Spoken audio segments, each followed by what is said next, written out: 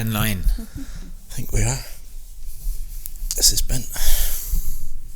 Lovely. So 27? Episode 27. 27. My friend, yeah. Just over the year mark now into the podcast. And you're our next guest, so Number Melissa, 27. Number 27. 27, what does that mean? We have to look I that don't up. know. We have to look that Everything up. has a purpose now. But yeah. how what a good way to start off our second year into the podcast. First guest into the second year. So Oh, right. Okay. yeah, episode 26. We can talk about it in the past tense now, even though it hasn't happened yet. I hope you all enjoyed it. Yeah. But what we've done is we've taken snippets out of all of our favourite moments throughout the podcast from the last year and put it together. But I have a feeling a couple of the moments from today's podcast could have been in it. Yeah. We'll do that next year for the next one. No pressure. No pressure. So our guest today on the podcast is Malisa Masci. Hi. Long time coming. It is a long time coming. Like I said, one of our most highly anticipated guests for Lee and I. Wow. Yeah, Really? we've been looking forward to this one. We love everything that you do, everything you're about. We've been trying to come to your conscious creativity course for such a long time. And I got a very immersive experience yesterday with you one-on-one. So it's very fresh in my mind, or not so fresh, just still processing, I think. Still like a raw baby right now. Still integrating. And Lee had his experience with the Fame team. I think, so the Fame team podcast, we spoke about that, didn't we? Yeah. Because it was the next day after you guys did the Fame team podcast as well. Was it the day after? Yeah. Damn. It was. Something in that. Yeah. Now here we are the day after again. Here we are the day after the year, Yeah.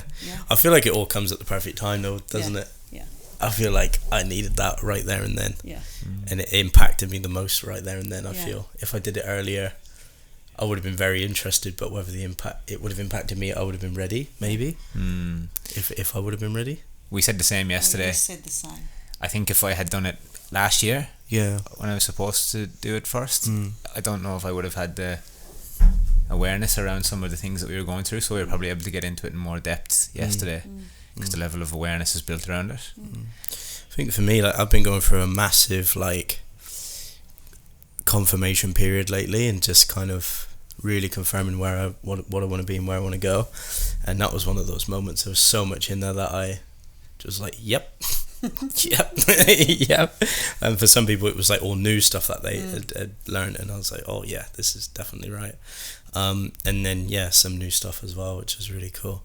But it was perfect. It was perfect. Yeah, I timing, felt like feel. it really confirmed a few things for you on that day. And for a few things that I had heard as well, in the weeks leading up to that, you just really solidified it and made it make a bit more sense in terms of, you know, what goes on with my personality and why some things might happen. So Well, I felt it too because, you know, I went through it. You know, I went through the whole thing of, you know, the big ego and having to live up to people's standards, and living with a beautiful mum who's a number 2 that seeks, you know, her passion is pride. And I always had to be the best, you know, of everything that I did. And I did it. And then I got to a point that I was like, you know, I don't want to do this anymore. But I didn't know where to go with it. And then I had enough of the world, I suppose. I just wanted to cocoon myself and not, you know, speak to anyone or be with anybody, or, you know. So I've been through kind of that whole transition of things and questioned my work and what I was doing. So, yeah, I kind of felt what you were feeling. I knew what that was like. I experienced it all myself. And that's why I find you so interesting, because you're probably one of the only people I know that does know that feeling. You know, we talk, I mean, we can talk to a lot of different people about this, but rarely do you meet someone doing this stuff in the hair industry. Yeah. Because it's quite a unique one and interesting one to understand, I feel. Yeah. Because a lot of people look at it from the outside Yeah. and see it as something they just get and buy, where we live it and breathe it all day, every day. And so that's why it's really intriguing for me. Well, they call us the psychologists. Apparently, you know, we're just under psychologists. We haven't even got the tools, really, at the end of the day. We don't have the tools to be sitting there and trying to work out people's issues. And, so I think this industry really needs this kind of stuff. I think it's really, it's an integral part. I know for myself, my journey is really to awaken a lot of hairdressers to this. Because we're kind of in a materialistic, realm, aren't we? Yeah.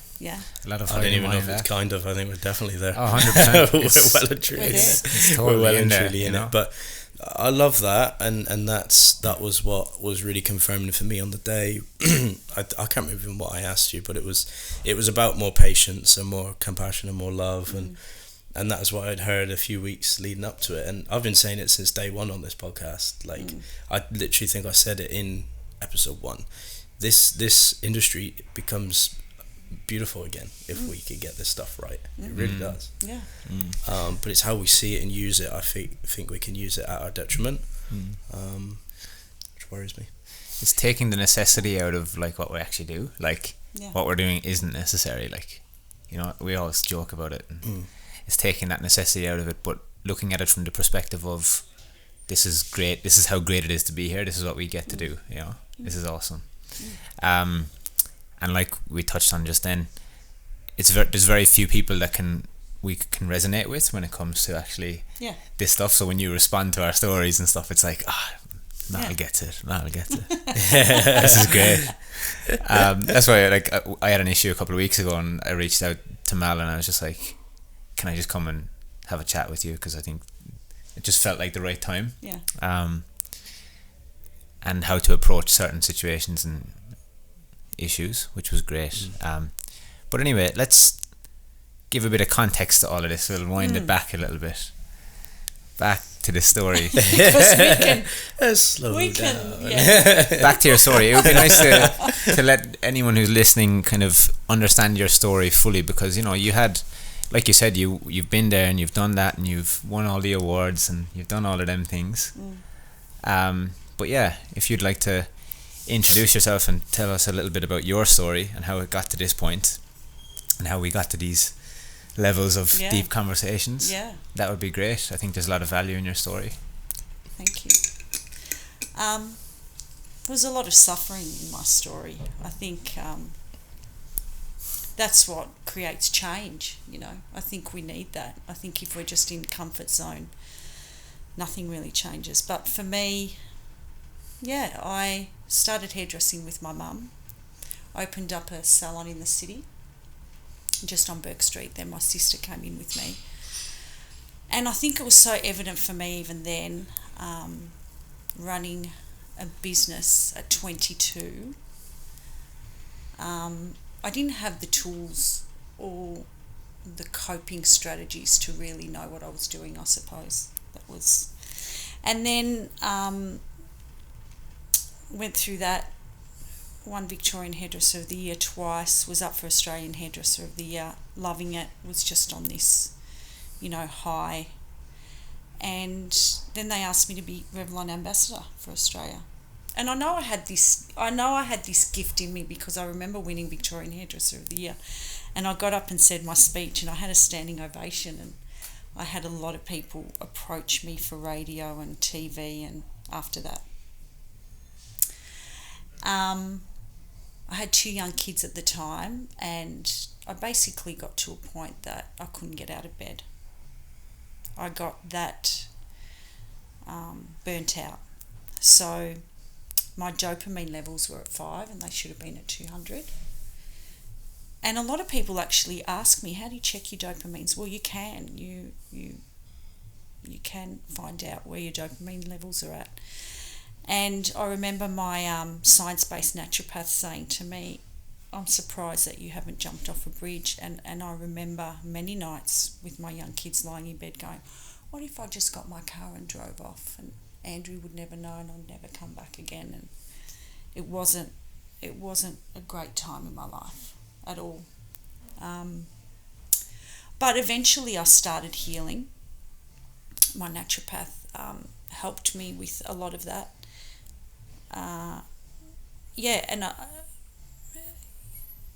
That's basically where my journey started. I know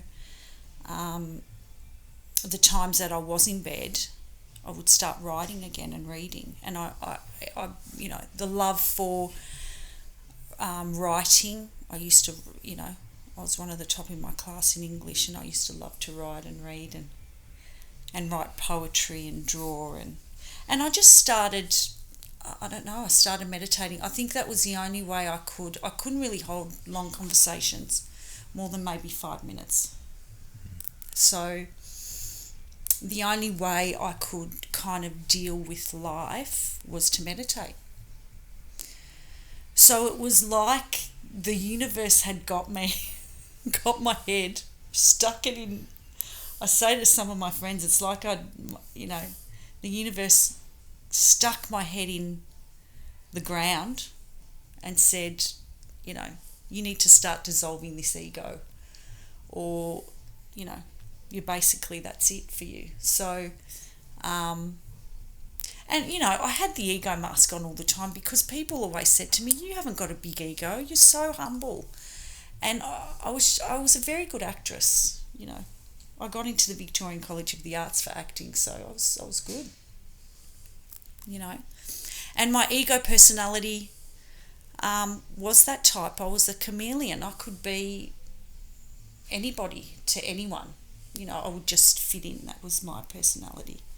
And I knew I had that kind of charm and charisma, I got that off my dad. I never had issues with making friends or anything like that. I was always the jokester, and I still am. That's in me, the shit stirrer. But, so in bed, reading, writing, meditating, I just had enough energy really to... I actually didn't take my kids to school that my mum would. And, and it was just like, just happened. It just happened. And at the end of that year, I started getting better, and I caught up with a friend of mine who's also quite creative, and I said to her, I've got all this information that I've been writing about in this massive bag. What do I do with it? Like, it was huge. I didn't even know what I was writing. Like, I would write in the car, and I'd have notes everywhere, and write in the shower, and I'd be cooking, and Andrew would come home, and I'd be I'd have everyone has that bottom drawer with all the crap in it. I don't even, pens, batteries, those. Do you have one of those? Yeah, we have one. Drawers? Yeah. So I'd rip out paper from those bottom drawers and just start writing things, and I really couldn't understand what I was writing. I just didn't know what I was writing. And then one day I said to my husband, I want to turn this course into, and conscious creativity came to my mind. Didn't know what being conscious was. Had no idea.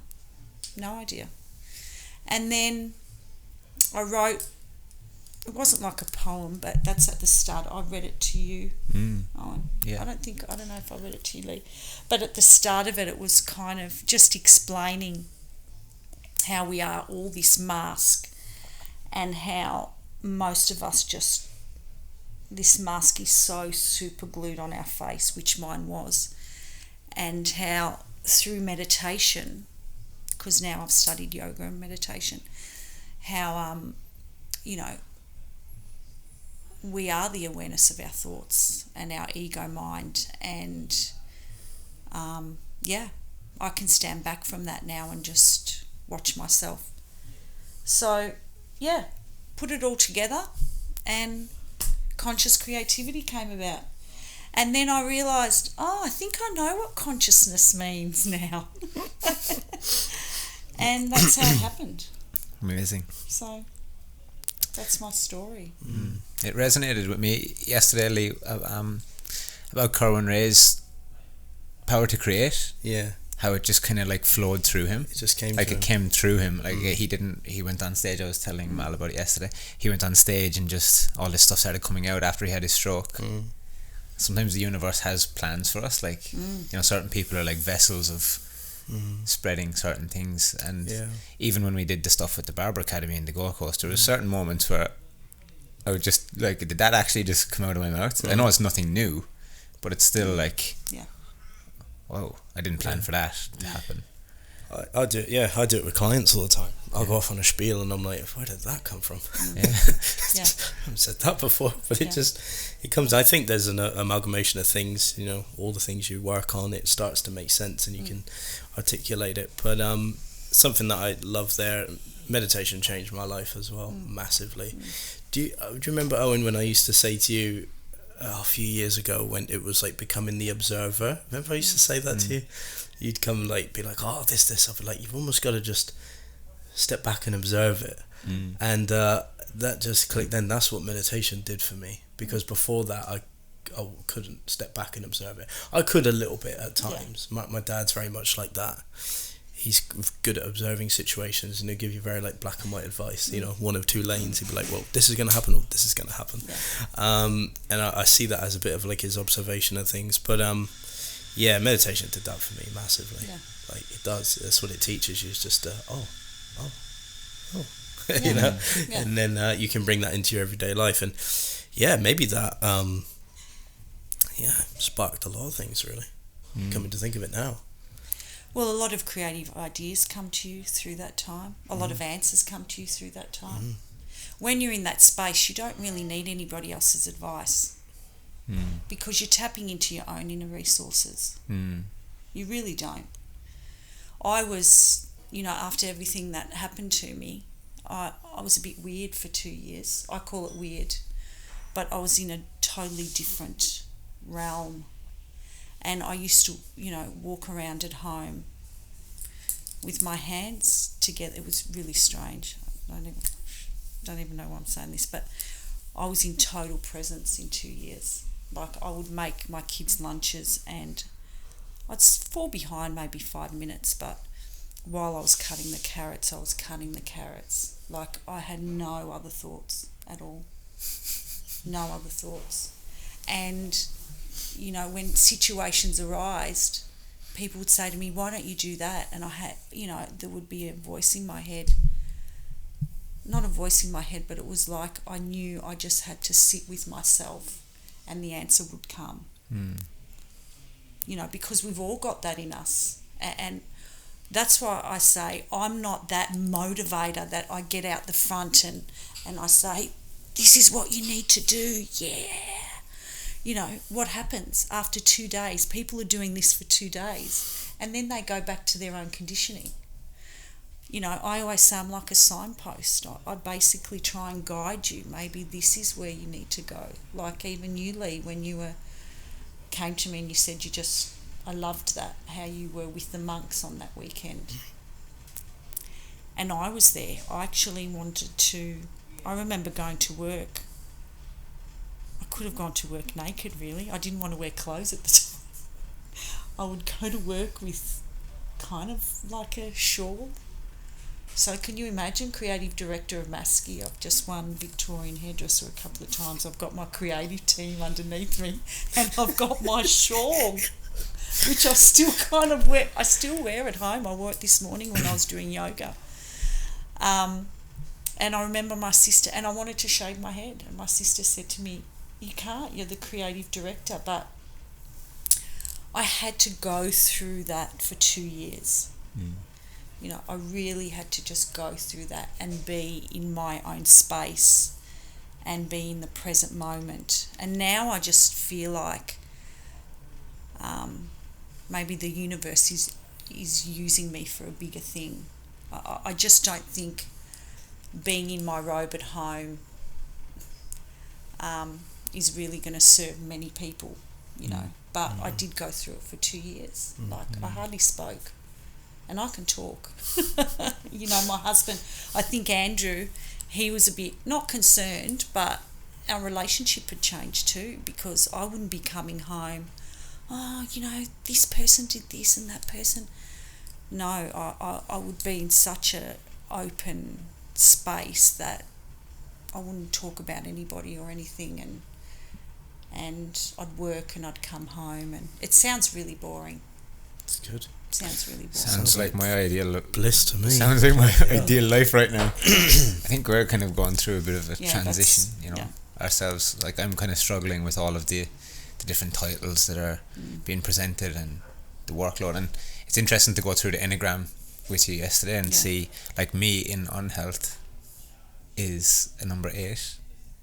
Yeah. Which means, like, that's my nearly everyday life right now. I'm living in unhealth. Yeah. So it's like, what needs to change, you know? I'm trying to figure all that out. Did you have a chance to read that chart? No. Probably because there's a lot of information. I didn't read it, no. Yeah, but... And the I went 8... straight back into unhealth. Yeah. He went, oh yeah. Right. I need to be the boss again. Yeah. Yeah. Yeah. Yeah. I'll read it though in more depth, you know. I think it'll take me some... You need that time and space to do that, but all it is that awareness of understanding your ego personality and why we do things, and it is pretty spot on. It's a really ancient practice. It came out before BC. A man called Ramon Lalal, he was, well, they didn't call them psychologists back then. I can't remember what they called them, but he saw a fire in a village, and he realised that there were certain groups that were reacting exactly the same way, and he's going, oh, there's something to this. And he actually put the Enneagram together. There were 12, but now it's down to 9. But it's pretty spot on when you know what happens, and One of the big ones for me was the weaknesses. That was really good. Oh no, sorry, my fears. Sorry, not weaknesses. Oh, that was so good. Yeah, Matt made everything click. Yeah, because even like we were just chatting today, I spent a lot of time over the last 6-7 years with the monks. I go there once a week and just learn a bit of philosophy, but it's not you never learn like what your basic fears are. The base fears, that was really powerful. Yeah. It makes so much sense. Like, one of mine is not the fear of like not fit or finding somewhere to belong in the world. Yeah. And I feel like that's different to not fitting in. I've been debating this since I saw you. I was like, does that mean not fitting in? I don't think it does for me, because I don't really care about fitting in. Yeah. I'm like, I don't mind. Yeah. Like if there's just like crowds of people wearing the same thing, I don't really care. But I do care about a place to belong. That's massive. That's been very unsettling for me over like the last 10 years. Yeah. Since being in Australia, we've never been like deeply like, I don't know, stressed or whatever. It's usually because of that. I'm just feeling like lost, because I don't know where my place is in the world right now. Yeah. But I know that just fitting into a certain crowd isn't it. Yeah. You know, which is weird. So it sits somewhere in the middle, and that made so much sense. So much sense. I feel it all the time. I feel that all the time, and just fitting into the crowd is not it. Yeah. But it's like, where do I belong in the world? Yeah. Yeah. It's kind of like you're in the abyss of. Yeah. Yeah. Yep. Yeah. So, but that just just connected so many dots of why I act the way I do in all certain ways. Yeah. Interesting industry to be in, for that to be your baseline fear, and it's interesting. You can see why I struggle so much now. Yeah. Like for years, like I'm not joking. Like it's been probably like 6-7 years now. I felt this way. Yeah, it's been a long time. Yeah, I was actually quite shocked, because most hairdressers are 7s. A lot of them are 7s. So they're the enthusiasts. See, my weakness is enthusiast, or my unhealth is enthusiast. Your stress point is enthusiast. And that's like a mask you have to put on every day in our industry. Yeah. That enthusiast. And I had an interesting thought the other day. So I've quit caffeine as well, by the way. So, Okay, which is good. Are you the only one drinking coffee? I'm drinking coffee, yeah. You didn't drink Yeah. coffee yesterday. I'm in unhealthy, see, so. He's got to be... You're in the boss. The only way you can be the Big boss is to boss. drink the caffeine. It puts me into the masculine. Big boss. Big business. Big businessman on. We were having that laugh yesterday about big business. Businessman. Big business, real talk. How Owen has to sit in that, I'm a big businessman, you know? The A to the big businessman. That's great. We're laughing. Oh, that's brilliant. Yeah, I don't know where I was going there, but you know, fives. oh yeah, that was right. Yeah, For the thinker, there's not a lot of fives in our industry. I was quite shocked. And I can see how you would struggle because you love your space. And, you know, they say if you were in a ego village, the 4 would be the dance instructor. The 5 would be not living on the property. The 5 would probably be, you know, maybe like the monk on the hill or the. But that's like no, what do they call it? The the shaman or the monk shaman. or something. You'd be the shaman, but you wouldn't even be in the village. Love to be a shaman. Yeah, there you go. You would not But, even be in the village. You wouldn't be in the village. But that's like me now. That's so weird. That kind of transcribes to now. Yeah. I live 2 hours away from here. Oh, I don't live here. No. Yeah, there you go. There you go. There you go. Like, I'm petrified of living in the city. Yeah. Because again, fitting into the crowd, and that's not it. Yeah. I come here like yesterday. That's what I did Saturday night. Actually, forgot to tell you that one. My ego erased that one. Went to the casino. My God, wow. that was How was that? desperation everywhere. That's what that was. I walked in and I was like, "Oh, smells like desperation in here." And that was it. It's a big whiff of desperation. Yeah. And I just couldn't wait. So what? You just walked in and walked out? No, I stayed in there. I wallowed in it for a minute and see if I could take it on, but I just couldn't. Again, it wasn't fitting in. That was the thing for me. It just wasn't. Yeah. And didn't feel right. no, and so I was happy to get out of there. Yeah, it's lovely. Yeah, it's lovely. But that's what that's what happened anyway. Yeah. Well, I understand that as a 4 because they usually say that 4s can kind of move away. You know, like the writers and they move. You know how they tend to. They're writing a book. They move away in a little shack or something like that. That's always been my dream. Andrew's always scared that. You know, I'm going to move away and go into a shack and wear my robe. So, did I tell you how I got into hair? Did I ever tell you how that happened? No. Okay. Again, it was black and white advice from my dad. So, when I was 15, I had my first girlfriend, and I'm going out and I'm going to the movies, and I want the nice clothes, and because this was me in the I think one of the reasons why I struggle now as well is because I know I've been that person. All I cared about was my clothes, my hair. When I think back now, the shit I put my parents through just to get the latest cool shoes was I hate that. But anyway, that was me. So they pulled me aside one day and were like, "Lee, we can't. I'm one of 4 boys," and they were like, "We can't afford for you to pay for you to do everything. You're either gonna have to reel it in or get a job, get your own money." And I was like, "Cool, I'll get my own money." And of course, at that time, I was like, "Well, what am I gonna do? You know, shitty 15-year-old. What am I gonna do?" And then I think over a period of 2 weeks, it was probably about a fortnight. Every night at the dinner table, we'd talk about so have you thought about what you're going to do? And the obvious ones were just supermarket work or stuff like that. I didn't want to do that. I was like, nah, didn't want to do that. I had a few mates that did that and they just said it was boring. And then my dad comes to me one day and he just said, I think he was probably joking, but it clicked. He was like, "Oh, you care about your hair so much, why don't you go be a hairdresser?" And I was like, "Oh yeah, okay, maybe I will." Yeah, so his process there, he said to me, and the other part of the conversation was, "Do you want to go to uni and owe money, or do you want to go to work and earn money?" And I was like, "Well, I have to earn money here, so I'm going to get a job. And I like my hair so much, so I'm going to do hair." And then, but they put it to me like that, and then Yeah, that's how it came about. So it wasn't necessarily like, I mean, it was kind of a conscious decision about the money thing, but isn't that funny how it was a bit, because before that people say to me all the time, they were like, oh, you must have been born to be a hairdresser. I'm like, honestly, no, until about 2 weeks before I did it, I didn't even think about it.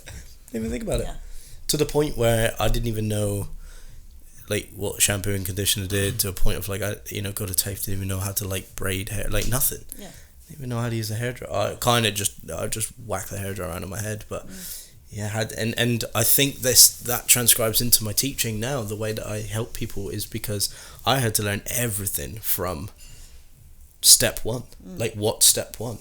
Pick up the hairdryer. What's step two? Turn it on. And that's how I run it through in my head, is that method. So that's how it happened anyway. So it wasn't necessarily like a conscious decision. I don't think it was kind of out of necessity at the time, which is pretty interesting. It came from a place of wanting the labels and wanting the good hair, and not so much I want to be a hairdresser and wanting the money. And tied to it there was competition. So tied to it there, I got into a salon that was big into competition work. I've always been very competitive, and that anchored me right in. I was like, great, I'm at home here. I can have great hair. I can do competitions, and if I get really good, I can make loads of money. Great, and it ticked all of those boxes. But see, that for a 5, that doesn't surprise me at all, because you know how I talk about under passion is grief, and do you know what your passion is? No. So it's basically the wealth and the material stuff. Interesting. Yeah, that's your passion. So you've actually gone through that path, but kind of a different, I'm going to be a hairdresser because it's going to bring me wealth, and it's going to bring me the labels, Interesting. Definitely felt that when I was younger, for sure. Everything that I've done, I've tried to be the best at it. I'd be the captain of the team, or I'd be the player of the year, or it's And that's what, a lot of the time when I do my courses, when I talk about grief is under passion, and people say, how can... Because we've been so brought up with, you need to do what you're passionate about, Growing up in an Italian family, Europeans, how passionate we are. It's like, it's like you're not normal if you're not passionate. That's just... our culture, right? That's how we've been brought up. But if you really think about it, there's unbalance in passion. Think if you really tap into that emotion of being passionate, it kind of gives you this this energy that's kind of a bit shaky. It's unsettling, isn't it? It is. When you were thinking about that there, I was thinking about the shaky ground analogy that you were using yesterday. It's a bit like that. It's unsettling energy. If you were to close your eyes and think about when you're in that passionate state, it's like having too much coffee or something. Well, you think about what it does to the body. Like if you think about emotion, okay, when you're angry, heat goes through the body, right? You can feel your body go red or hot, sweaty or sweaty. If you're sad, you kind of feel this energetic drop in the body. If you really look at, a lot of people aren't conscious enough to tap into that. They just know I'm angry, and they know, And like we were discussing yesterday, even the 7s, like if you say to an enthusiast, your stress point is enthusiast, how do you feel? They would say, oh, my neck hurts, my shoulder hurts. They can't actually pinpoint how they feel. And that was with the Fame team. Who was the 7 in Fame team? Maddie. She was a 7. So it's really hard for 7s to actually tap into that. But, if you think about, and this is what I teach, to work through virtue, that humility, the coming from a place of home. And I remember seeing this article, so I've got There's a little fly going around there. It's gonna. Is it Ram Dass? And he said, "We're all here to walk each other home." I love that. We're all here to walk each other home. You know. And yeah. So that doesn't surprise me that's. Did you catch it? Almost caught it. Join in the conversation, mate. Yeah, and it seems like you've gone through this transition now, because fives too, you know, also love minimal things when they're in growth. Oh, that's me all over. The minimalist. Yeah. When they start growing, you know, when they're in health and in balance, they start bringing that into their lives. That's a big thing. But yeah, it's like the opposite end of the scale for the passion. It's like you're kind of growing away from that. That happened to me massively. Detachment, almost. That's what happened to me. That's what happened to me massively.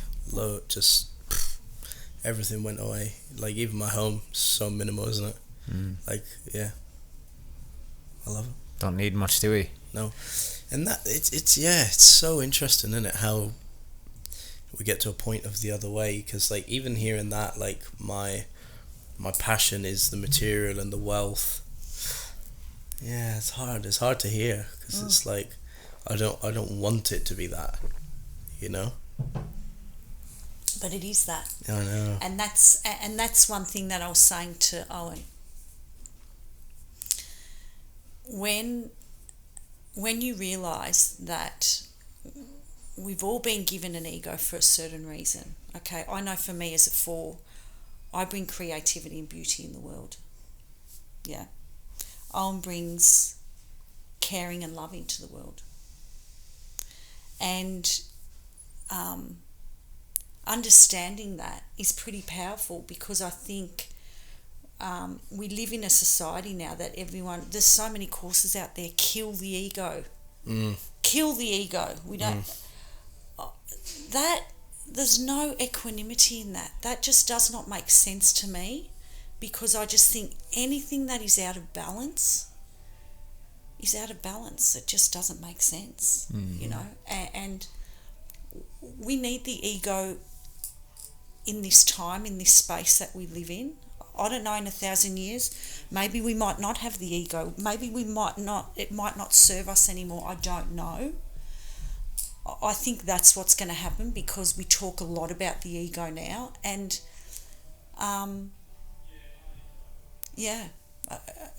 it's having that understanding of why you do things, and also that you're not the only one on this planet that, you know, sees things the way you see things, and that's kind of comforting too, in a way, you know, and just having the tools to say, hey, I know when I'm in unhealth, and I need to get to health. Like even with my staff, I know all my staff's ego types. I know when they're in unhealth.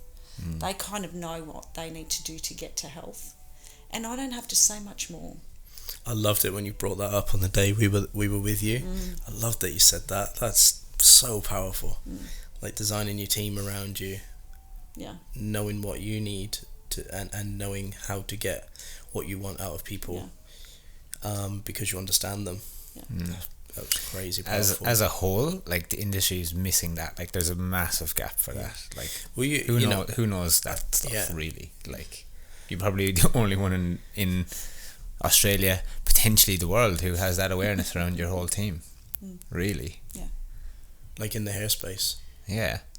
And I think, you know, since, you know, I've seen Melissa, that's kind of where I've been going with that at certain situations. Like, well, it's brought a lot of perspective for me, actually. Like when we caught up that day, I know I only got a small snippet of it. Like we went into the depths of it yesterday, but even just understanding the Enneagram and like the 9 personality types, and then it kind of clicked something else that I learned from Carwyn Ray about like, the universe is always seeking balance, and without one of the 9 personality types, the universe will be out of balance, and everyone's there to teach us lessons and to test us. It's all tests for our good. It's all happening for us, not to us. That really helped put a lot of perspective into it for me. So that whole situation that happened, then I was kind of like, oh, what was the learning in it for me? It was like, what was the upside situation? I was like, yeah, it all makes sense, you know. Well, you have a look at COVID. What happened over COVID? You had those people going for protests, and the people doing nothing. Not nothing. I shouldn't say nothing. A lot of them would be peacemakers, and I had a lot of clients. You know, the people that were going on protests, that would be saying, oh, they shouldn't be doing that, they shouldn't be. But what they don't understand is the people that were going on protests were probably apes, right? They're here to protect the vulnerable. We need them. So why should others stand back and say, they shouldn't be doing this, they shouldn't? We need that balance. That's why we've got these 9 personalities. We balance each other out, you know, and it's just loving those people through it, whatever they go through. I know my sister was an 8. My sister's an 8. And she'd be sending me, and I know a lot of people had this, friends that would be sending them certain things over COVID, you know. And I'm not against conspiracy theories. I think there is a small percentage of conspiracy theories that might be true. Don't need to go into that, but you know, it's that balance. It's that balance of personalities, and yeah. That really helped me in understanding that particular situation. But you know, it's still difficult to deal with in certain ways because you almost feel like outnumbered in it. Yeah. You know, and one of my kind of fears, what we discovered yesterday, was like being in isolation, or like feeling like what was the word? It was like not being understood, like being misunderstood, and being in isolation. Like that's something that is like, you say that all the time, don't you? Yeah. You say you felt that your whole life. Yeah, because like my baseline fear is like to be being unwanted or unloved. Yeah. Wow. Yeah. That's powerful. It is. It's actually Makes so much sense. Makes me feel a bit emotional thinking about it, because it's like, fuck, it actually makes a lot of sense. And I feel like then your environment probably compounded that, didn't it? You know, it lined up and compounded that, and reinforced that. Yeah, so when someone takes my intent out of context, it makes me drop into that baseline fear, and then I go into unhealth of the boss, and I try to like the boss comes out. big businessman comes I've out. seen that. Big businessman. Not suitcase. You've got your bag. Big businessman. Does he go all slow motion when he does that? Big businessman. I start walking away from fires and stuff. You know? Explosions are happening behind me. But yeah, it's so interesting, like, to tap into all that and start to get an awareness around it. And even like last night I was explaining to Hannah about my baseline fears, and it explains a lot of times when I've been triggered in our relationship about certain things, you know. I just love that, the baseline fears thing. It was so good. Yeah. Like, you don't need to know much, because most people just have a couple. Yeah. There's a couple real powerful ones for me. Like, if you know, you don't need to rattle off a whole list, because you know, we work on so much of like, oh, this is what I got to work on. This is what I got to work on. Yeah, I might be a bit of this. Oh, you might be a bit of that. Blah, blah. But do you know what your fears are? That is so powerful. Because and that's it brings all that awareness. You go, oh, there it is. Oh, there it is. Oh, there it is. You know, it's that's your so tremor. good. That's your tremor. Like I know, even with my son being an 8, the boss, big boss, he has to have bigger muscles than all his mates, and you know, natural leader. I know that, but you know, his tremor, his basic fear is to be controlled by others, and I understand why he needs to reject other people before he gets rejected. You know, I understand why he needs to win. You know, he has white line fever. So can you imagine? My husband's the peacemaker.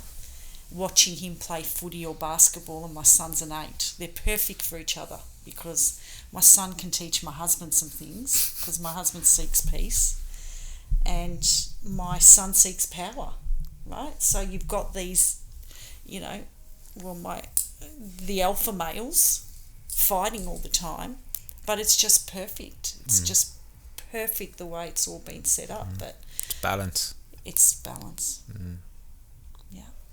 It's polarizing, but it's balanced. Yeah. And it's like what it helped me understand was, well, if we didn't have the eights or the people who sometimes, did what they did, it's the same analogy as if it was always sunny, we'd never appreciate the sun. There has to be them people in the world to test us and push us, and they kind of move you more into alignment. Oh, look, my sister's an 8, and when we have issues at work, I'm like, the 4, don't worry, we'll work through it, this, that, the other. And she's got the will in her to go, nah, tell this person, da-da-da-da-da-da-da. And I'm like, and I used to be really envious of that. So my passion is envy, right? 4s always feel like they're missing out. Leah, you've got more than me. I like your hair better than mine. That's not fair. I always think other people have got more than me, and I always kind of envied that with my sister, and I had that struggle within myself. But now it's having that understanding that you know what, I need her in my life. It's that sisterly competition, I suppose. And I've got the envy in me. She's got lust, so her passion is lust. She has to have the best of everything. She plans holidays. She has to book a massive mansion with 20 rooms and, show me photos. Look, it's got 20 rooms and 6 pools and, my son's the same. But I've really come to peace in my heart that I can look at my sister and say, I need this in my life. I need her to be the Viking right now. I need her to get her sword out and start cutting heads. No. And what I'm kind of even though we need all the different numbers and the different personality types, it's like, when is the right time though to cut people off or to move away from people? Because that's a good question, because I've been through this. Because for me, even though I know that, it's still unhealthy for me to be around it if it's continuing to trigger me. I feel like what we haven't been taught is that, and I've felt a lot of judgment around that for a long time. I feel like that's something that we haven't been told that it's okay. It's okay to accept it, and it's also okay not to accept, not want to be around it. Yeah. It's kind of like, consciousness. You become more and more conscious once you start peeling the onion layers away. Like they say, meditation has been scientifically proven that it starts clearing out your ancestral past, epigenetics, right? So the more you start clearing those layers away of this onion, while I was stripping these layers of onion away through my healing, a lot of people, I was a lot more sensitive because I was working more through heart space. So there's 3 centers, right? Your head, your heart, and we went through this yesterday. I don't think we went through this with your head, your heart, and your gut. So when you are going through this transitional time, you're really in heart space, so you really have to protect that. But then once the layers start clearing, and I've been doing this work for 5 years now, you're kind of okay with those. You're okay with those people that trigger you. You can sit in their space and see their true essence rather than their personality, because you are not your personality. You're not your ego. You're not your personality. I can sit with somebody and just be connected on a different level. And they're going to say stuff that used to annoy me when I had more layers on the onion. Doesn't annoy me anymore, because I have that true understanding of, that's actually not them. They're playing the game of that I was playing. I had that it's survival. It's painful to watch, though, isn't it? Sometimes. Do you find it painful to watch? I'm still in that stage. Yeah. I think. Yeah, it's very sensitive for me right now as well. I kind of get a bit. Yeah. Yeah, it's painful to watch. Mm. So do you have a gauge of like, is there ever a time where you remove yourself from situations or just don't even entertain certain situations anymore? I react to things very differently now. Okay. Total, I was saying to Owen on Saturday, we had 3 of my girls in our spa, and they were all 3 were arguing. One was a 6, so her passion's anxiety. The other one was a 1, and she seeks perfection. And then the other one was a peacemaker. And they were getting all hot and flustered, and you could see they were breathing through their chest, right? So it was upper breath, so you could see they were quite emotional.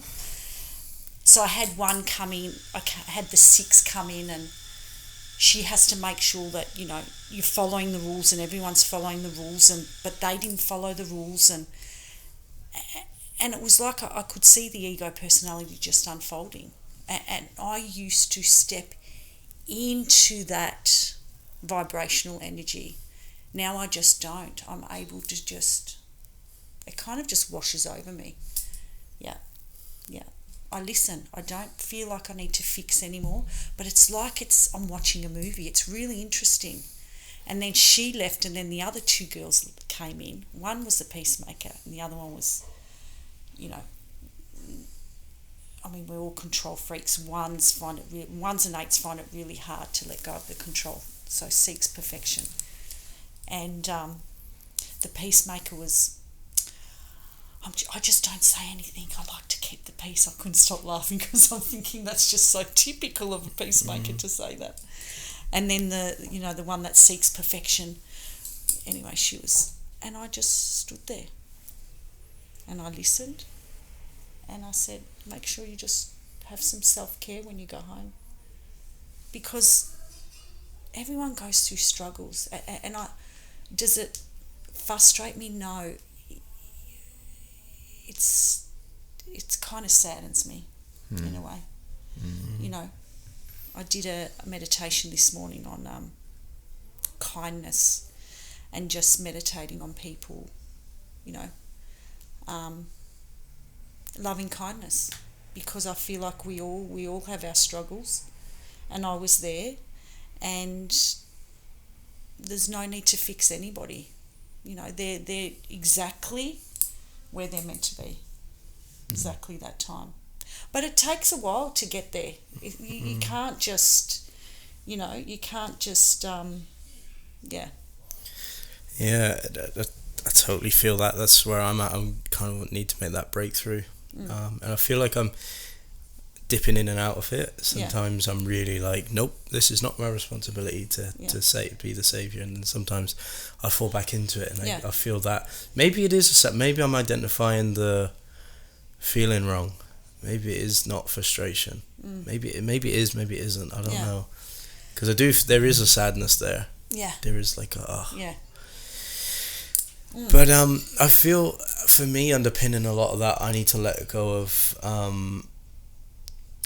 just accepting that it's okay, that it's not my responsibility.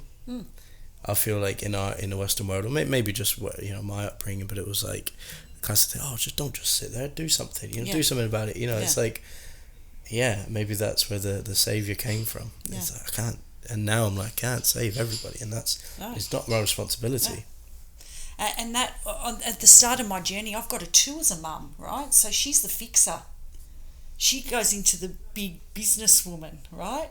So she has to fix everything, fix everyone. She's still doing it now. And I had that.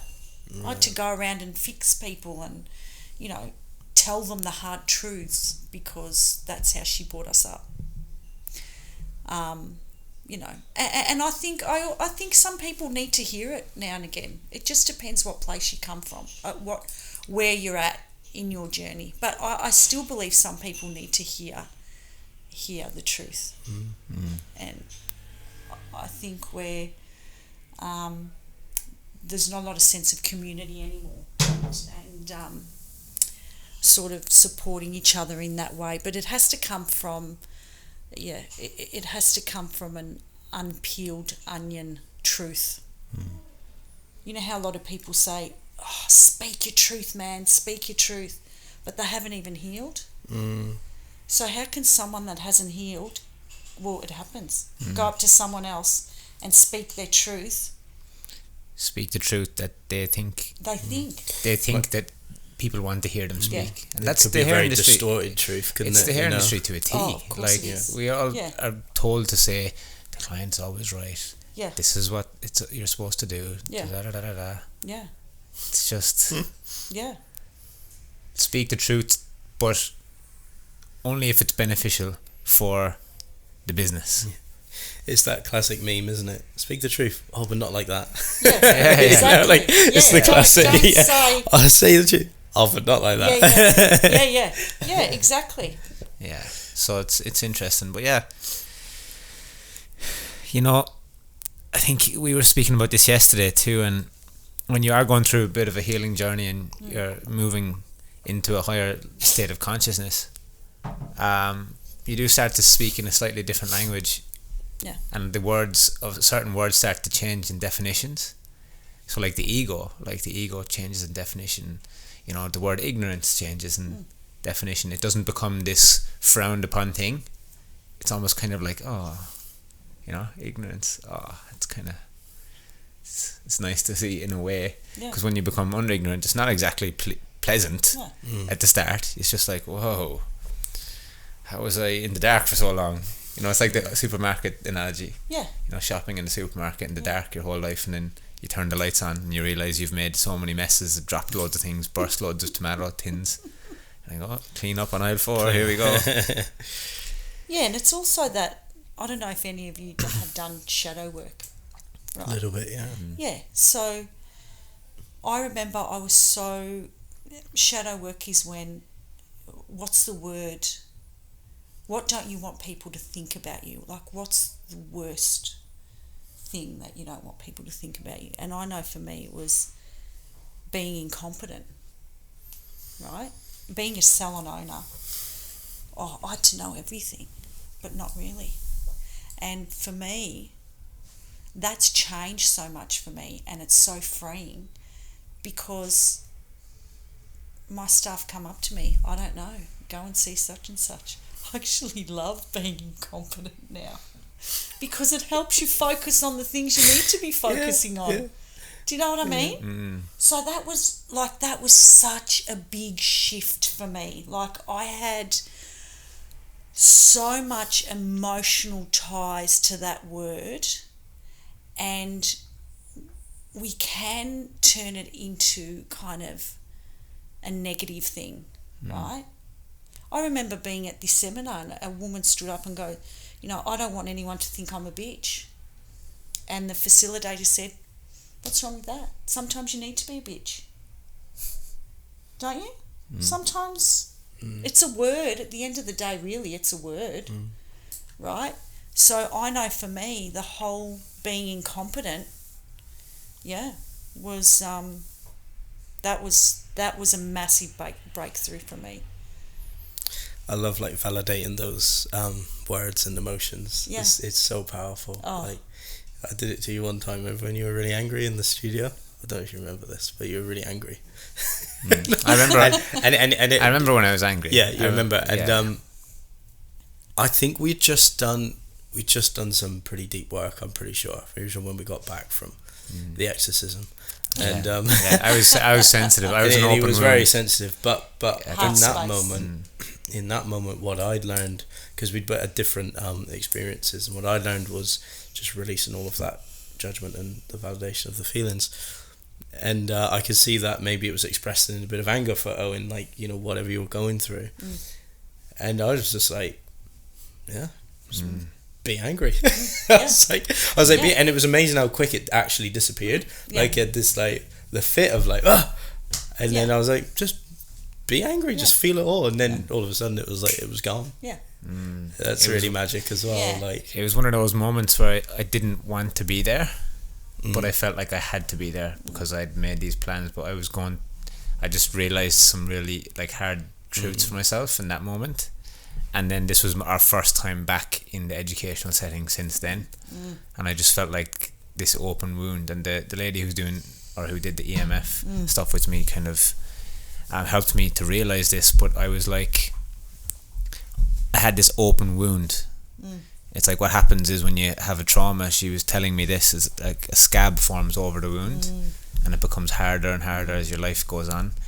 And then what happens when you start your healing journey is you peel the scab off, and then for a while that's healing with new information, it's like an open wound and it's sensitive. Oh, I love that analogy. Yeah. So like every time somebody pokes it, or even in the slightest way, or goes anywhere near it, you're very like tense and protective. And I was just like, in that moment I was angry. I don't know even what it was about. I don't know what it was about. But it wasn't about, I was picking the smallest thing though. It was about the boys not cleaning their stations properly, or having like, I felt like disrespected, like that they, how can you just leave the place in such a shithole? And we were trying to do the academy when I clearly asked you guys to tidy it up, and there's dust everywhere, and it's like, who the fuck took my Dyson? Where is it? Everyone just thinks that because I work with Dyson that they can just take my stuff. No respect, you know. Clippers, I give the boys everything, I give them everything, but nobody gives me anything. And then I was just going off on and I let it go, and then we got into the class and it was fine. It was fine again. It ended up being a really good class, but I was just letting him be in that. This is weird though. I've just thought about this. I find that's easier for me to do with some people than others. Yeah. That's weird, isn't it? Some people, if they were being like that, I'd be like, oh, this is frustrating me. But when you were in that, maybe for me, like, I think the reason why that's so strong is because growing up, I believe now that that's all I ever wanted, was feelings to be validated, because that's been a big part of my journey, was to realizing that some feelings are okay to have. Because I was just I don't even know, just a shell. Like I had a shell around me. Yeah. And my brothers are like it. And now there's some things going on at home. I'm noticing it. The emotions that they only ever show are either like maybe anger or like a frustration if they can't do something, or laughter. There's no a joke. There's nothing in between. Well, it seems like your dad was black and white. There wasn't a lot of grey in there. No. Not a lot of feeling. So that's what you picked up. Yeah. You know, there's a Franciscan priest called Richard Rohr. I don't know if you've heard of Richard Rohr, but he does a lot of the Enneagram and ego, and he talks about, he went to a lot of male prisons. High security. Yeah. And how so many men and young boys they don't know how to connect with their feelings, because majority of dads have never told their sons, hey, I love you and you're enough. You know, how you see these boys in the airports and, you know, they're young men just have to get somewhere, but I don't actually know where I'm getting to, you know, because they haven't had that, you know, I love you. I love you for you. You know, and I see that in a lot of young men, and I say to my husband all the time, make sure you tell him he's enough, and make sure you tell him that you love him, because that's all he needs to hear. That's it. That's it. These boys don't have to prove anything. You know, everything else is a bonus on top of that. I felt like I was loved, but probably didn't feel like I was enough. That was the bit that was missing, and I think that's what's probably fueled the competitiveness in me, in everything. Yeah, and because it's like, and interesting what we were talking about passion earlier, and like. Yeah, getting to go somewhere and don't know where you're going. I've never known that.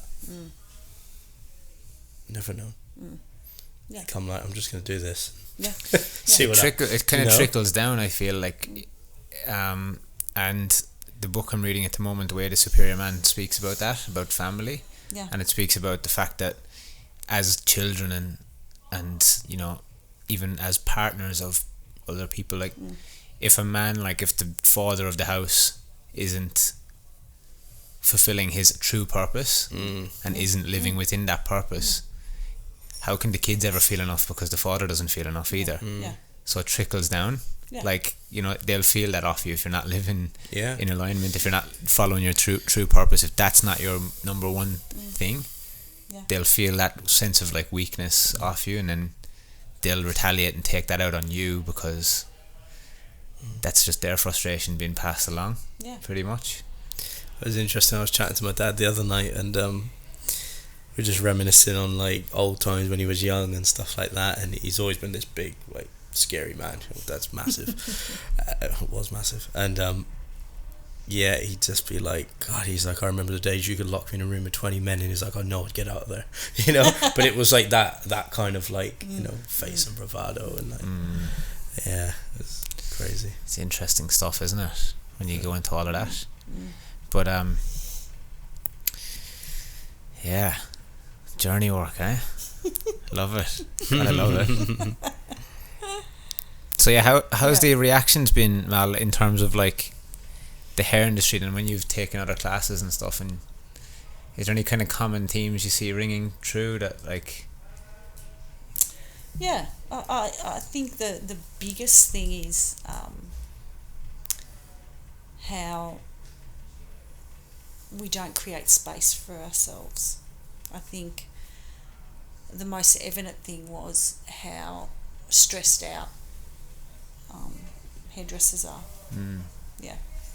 And I think not enabling yourself to have that space and to have that reflection and contemplation, and then going to work and having to listen and hold the space for your clients. And a lot of them, you know, I believe the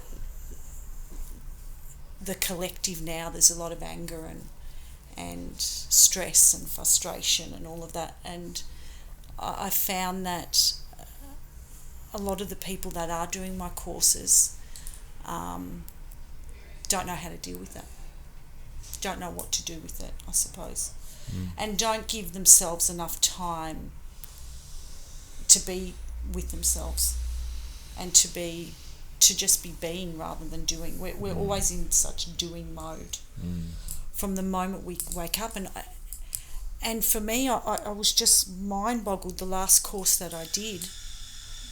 And on my course, we go through, we have to mind map from the morning till night what we do. And I remember having a young guy, and he wasn't the only one in there. From the moment he got up, he checked his phone, he put the news on in the background. Actually, he was listening to the news while he was having a shower. He got out of the shower, he was checking his phone. Then as he walked to work, he was looking at his phone. It was just... And I said to the other, is everyone hearing this? How does everyone feel when he's saying this? And he wasn't the only one. They were all saying the same thing. It's like similar scenarios, but different.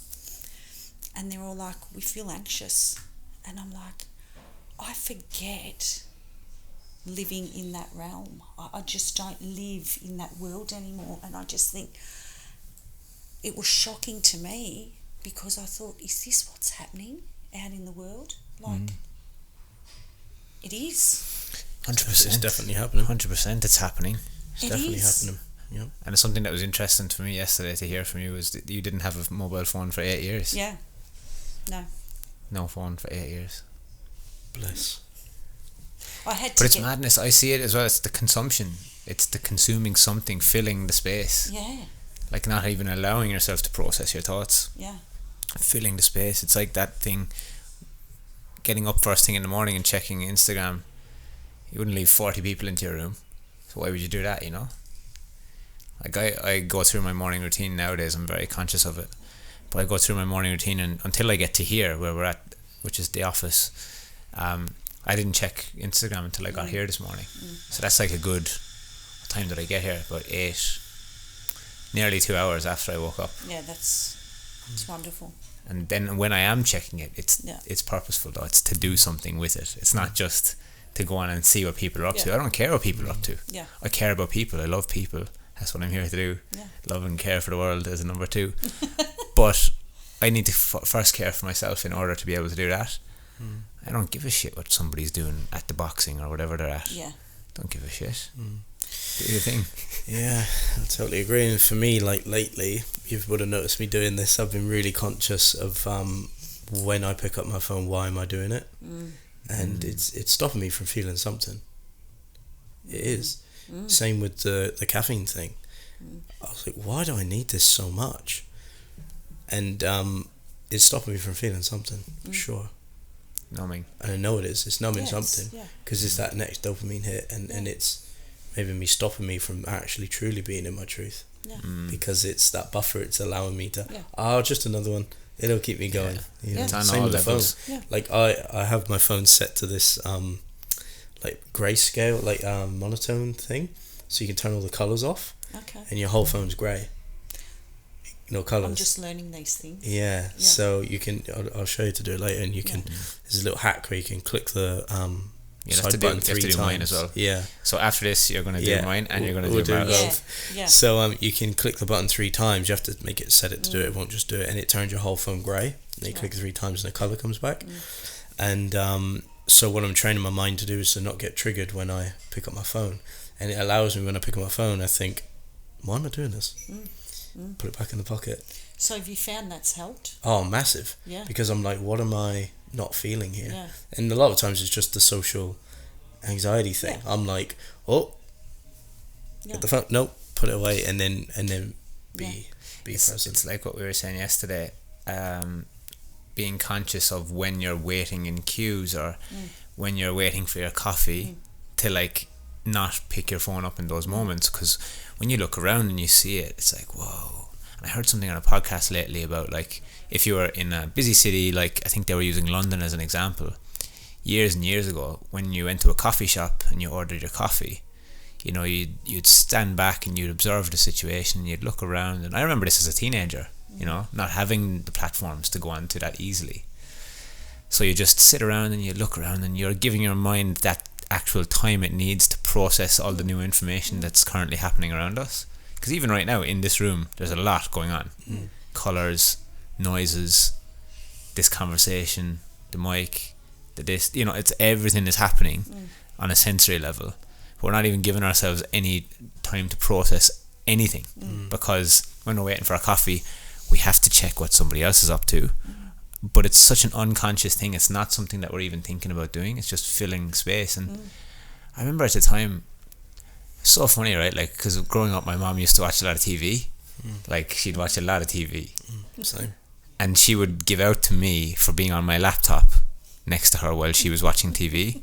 I mean, like, can you just like watch TV with me? Like, just be present. It's like, you do realize that you're watching TV. Like, what I'm doing here is equally as bad as what you're doing. That's so funny. That's the same. And I'll do the same thing. Be on my phone, like I had a phone when I was quite young. And, you're always on that bloody phone. And everyone's like, someone's on the Game Boy, someone's watching the telly. Meanwhile, like, what's going on? Meanwhile, the TV is just blasting in the background. You know, like, I don't know if you've ever watched the movie Matilda. I watched it because the kids love it. And Matilda's reading a book, and he's the father. You know, why are you reading that book? Watch TV with us. Oh wow.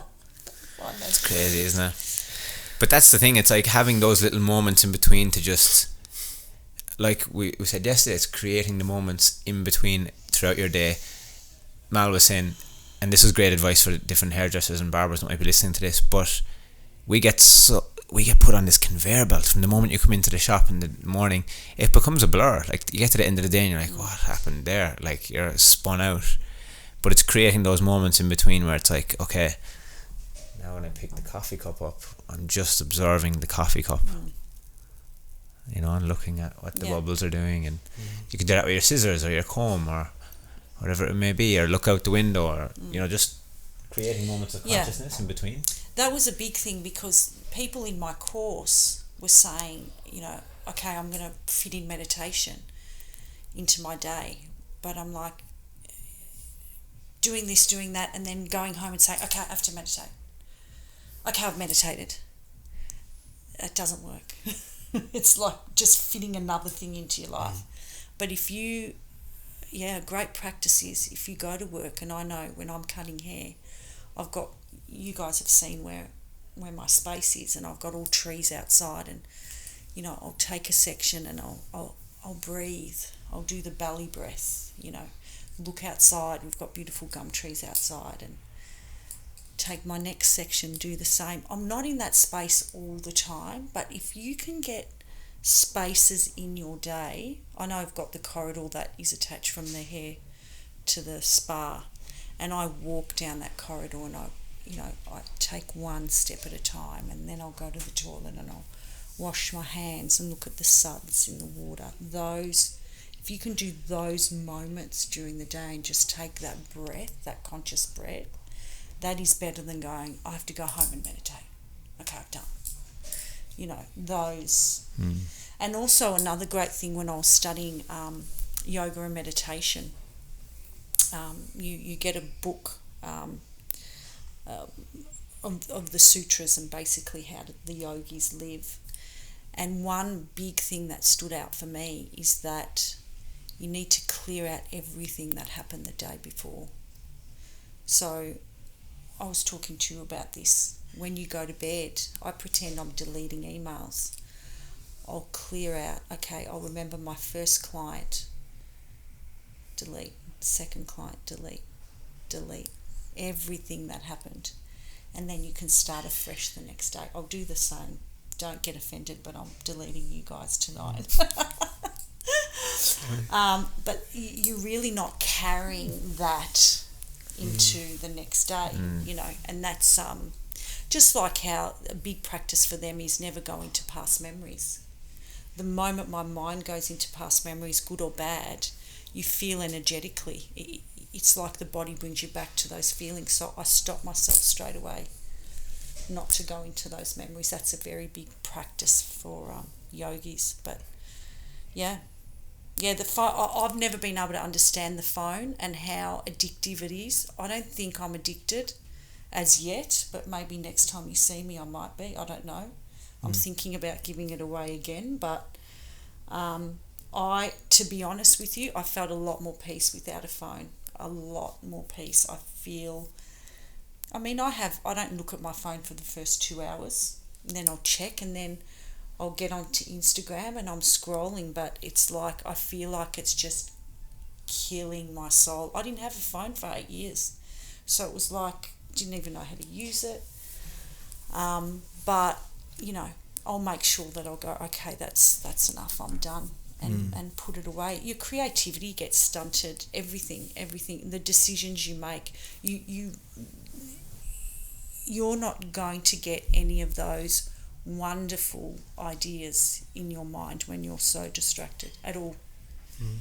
And you'll never feel fulfilled at the end of the day when you're distracting yourself so much. Because it skews your idea of reality and what actually is going on. Yeah. It's confusing you more than anything.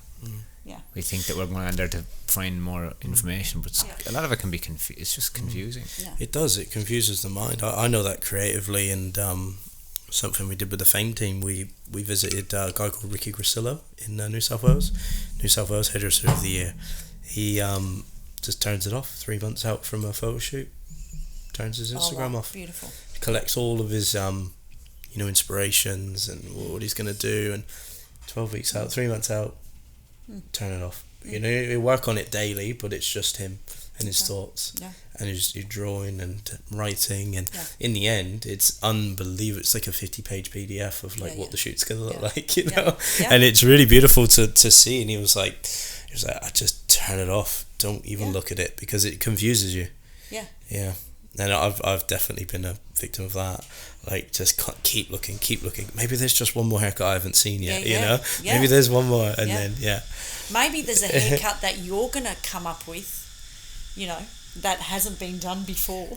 When you give yourself that space and that time for contemplation, I know I go to bed at night and look out my window for an hour. What do? I don't know. I look at the shapes of the trees and the sky and the planes coming in. There's a lot more planes these days compared to a year ago, but It's those little practices that we have to, we really have to learn. And I was saying to Owen yesterday, you boys doing this work is incredible because you boys haven't got kids yet. And the generation coming up now, it's frightening. You know, it's frightening. The anxiety levels, the stress levels, I just said to Owen, my daughter's friend committed suicide a few weeks ago, and our other friend was admitted into hospital for self-harm. You know, so 15-year-old kids, mental illness starts coming in at 12, 13. And then you've got the phones on top of that, and you haven't got these kids being able to be kids and going out there and, you know, doing what kids should be doing. So I see it on a different level now, you know, and we need to create that space. But what was wonderful when this group of people that did my course, within a day their practices had already changed. Like one mum said, I didn't yell at my kids this morning. I actually got up and meditated. I spent that time to meditate. You know, and the other one said, do you know I live right near the beach? And every time I go to the beach, I'm looking on my phone, you know, and now I'm actually walking along the beach and looking at the ocean. So it's the discipline. As humans, we're not very disciplined, but, you know, it's practicing that. So, yeah.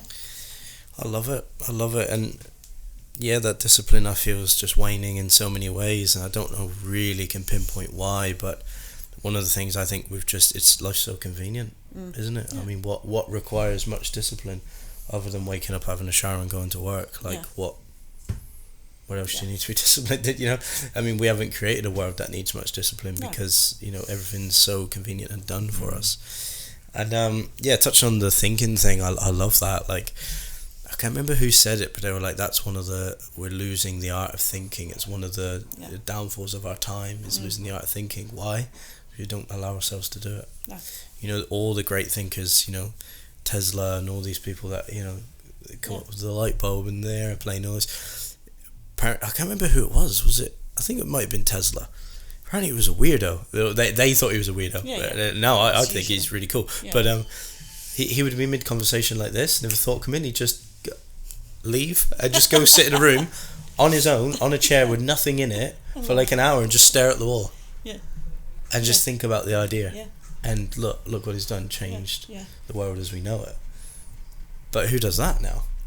Well, a few companies like Volvo now, they're not allowing any of their, I think you don't email for a whole week, or they turn off their emails, that you don't check them after 6 p.m. and on the weekends, but they find that their staff are being a lot more productive, which is fantastic. So it is happening.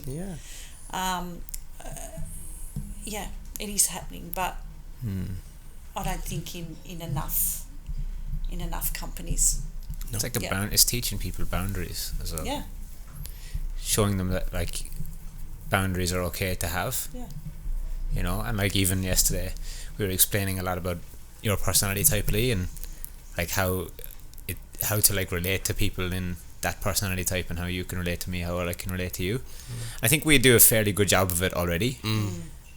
But like just understanding that like there's times where you just need your space as well, and just to let you do that, and like not to, and I don't unnecessarily contact you anyway. No. You know, when it's unnecessary, I don't do it. Like I'll just, and we're getting better at that as time has progressed, and we're starting to understand each other more.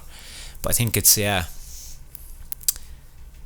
big thing for me is at the moment has been allowing myself to have space, and like I've made it one of my, out of my quarterly goals, like that's been the one that I've stuck to the most. Like over all the business stuff, like is giving myself 2 hours a day of personal development time, or time to like rest and recover. Yeah. And like thinking back to my sporting days, like that's a given. All I did when I wasn't cycling was sit down and rest. Yeah. Well, recovery is just as important as And same thing in the context of life. Like, why don't we give ourselves the time to just sit down and be in nature? Like, what are we missing out on by filling that space and going back to stolen focus? It's like, well, we're actually guaranteed we're missing out by being on our phones. We're we're guaranteeing we're missing out on our movie that we're playing through our eyes at any given stage. Yeah. Well, it's the great thing that you said. I loved it. It's like we all think we've got somewhere to go. Yeah, we don't know where it is. You know, we don't know where we're going. Yeah. We think we've got somewhere to go. Yeah. Yeah. But yeah, like sitting in nature's powerful, and like I love that you stare at the trees. Like there's a guy, Zach Bush, that I follow, and he's like a microbiome specialist, and he says the same thing. He was like, the best piece of advice I can give anybody is to breathe in as many different biomes as you can today. Yeah. It was like, just go sit under all the different trees you can. Yeah. And it's funny because He's got the right second name, doesn't he? Hey? He's got the right second name for that. Yeah, exactly. I love avoiding the deep stuff. Yeah, hey. Are you number 7? What's going on there? Businessman. Yeah. This isn't business. What's going on? Yeah. But he says that. He says, you know, it comes up in his Instagram story, and I'll be like, oh, new bit of information. And he's like, just breathe in as many different biomes as you can today. I'm like, it really is that simple, isn't it? It really is that powerful. But really difficult. But where was I? I've got a real big attraction to like waterfalls. I don't know why. Oh yeah, me too. I love them. Yeah. And all through, I'm very fortunate where I live, close to the Great Ocean Road. You know, there's so many beautiful waterfalls, and all through the lockdown, that's where you find me. Oh yeah. I would just sit there for hours, just like, just staring at it. Yeah, I dream about that all the time, being under a waterfall. I'm more that inclined than a beach. Yeah, I used to be more beach. Yeah. And in over the time, I've realised it's changed. And I think I realised it would change. Someone asked me the question, you know, when it's like, oh, what do you prefer? Do you prefer mountains or ocean? Or this? For me, it's just them waterfalls just hidden somewhere. Yeah. I love it. And maybe that relates to the isolation thing. Yeah. When I'm there, I just feel like no one can get me. No one knows where I am. And there's something so much larger than life right in front of me, and it's the awe. I'm like, wow. And that's it. That's just where I am, and I'm just, and you get the healing of the earth. I'm usually barefoot, and then the biome of whatever's going on, and so much life there, you know. With the ocean, it's like beach, ocean, and all the life is underneath. Yeah. Maybe in the waterfall space, there's just so much extra life, you know. Well, definitely every time I'm doing meditation, and the meditation we did yesterday morning. Yeah, that was the waterfall. Stand under the waterfall, clear all that out. Yeah. Speaking on like where we're going, right? So like TLC waterfalls. Do you know that song? Yeah. Don't go chasing them now, guys. Hey, and we'll cut there. We'll play the song. I'll get up and dance. Yeah. I'll put my ego mask on. Don't worry. Hit play. Do it. I can do body rolls. Let's do it. Isn't it? Let's do it. But yeah, touching on like not knowing where we're all going. How important do you find like having some sort of sense of purpose is, you know, like you do, I know you do soul's purpose and a bit of journey work with people when it comes to your course, but like for us, like having a purpose has been huge, massive. That's ideal, isn't it? Yeah, perfect. Somebody's putting a picture up or boarding somebody's mouth up. I'm surprised they haven't stuck the nails next to our mouth. Don't go talking about that deep stuff. But we need to honour that. Yeah. We're living in this human existence. We need to honour a purpose. We can't just sit around and do nothing. But it's funny because I went to a seminar and I remember this woman sitting next to me and she wanted to help. I can't remember what corporation it was, but she looked exhausted, absolutely exhausted. And I need to do this and I want to help these people. You know those people. You know, real impassion. I need to. And I'm like, that's out of balance, isn't it? And for me, my primary goal is to be as present as possible and to contemplate and meditate. That's my primary goal. And my secondary goal is to bring more consciousness to the world. But just the exercise, you can explain. That was pretty powerful yesterday. I mean, when you're in it, but now that I think about it, when we were doing Soul's Purpose and we didn't do it with you guys, it was because most people walk around in ego mind, okay? We're always up and out of our body most of the time, most of the time we're up and out. And I got Owen to sit in home space, which is 2 inches down from your belly button and back. They call that the Dantian in Qigong. What's that? The Dantian. That's the home space. Home space. Exactly where you, There you go. the energy centre. Yeah. Sitting back. And I remember when I was in my 2 years of not really speaking and not doing much. Sorry, I should have poured you some too, but I didn't know what to do. I had to get back to my microphone. Yes, boss. I'll do.